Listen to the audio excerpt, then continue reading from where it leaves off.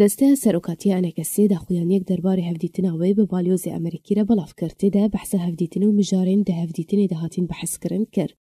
ده داخویانی انجمنان اجتماعی کردی لسوری دهاتیه کشان دکج دسته سروکاتیه انکسی ده ده چله 2022 ده جو محمد اسماعیل فصل یوسف و فیصل یوسف بکتی لگل مات برل بالیوز امریکی لباکور رجحالات سوریه جویه. شان ده انکسی تکزی لسر گرنگیا به هزکرنا پیوندیان بالی امریکی و گرنگیا پشتوانیا وی جبو سقامگیریا دوری هفدم روشا آبوری آلوز و باندورا ویا نرینی لسر جیانا جواکی و جیانا خلکی کوبری وانده ده کوچبریه کر.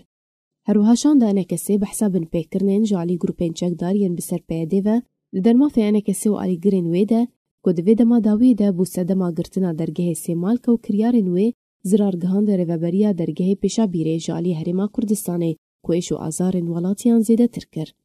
انجمنان اجتماعی کردی لسوری داخویانی خود سربار کرد که آلی امریکی تکزی لسر بهزکرنا پیوندیان لگل انکسی و پشتوانی ولاتی وی جبو سقامگیریا دوری که لگل آلین برپرس دوزن دجوین دهاتین بحث کرن چار سر بکه و امریکا هولد ده درگه پیشابیره وکه جبو بکار آنین دوار آبوری و مروواتی ده به کت دوزندن تبلیکاری وی بکن یان جی آستانگی ورن درست کرن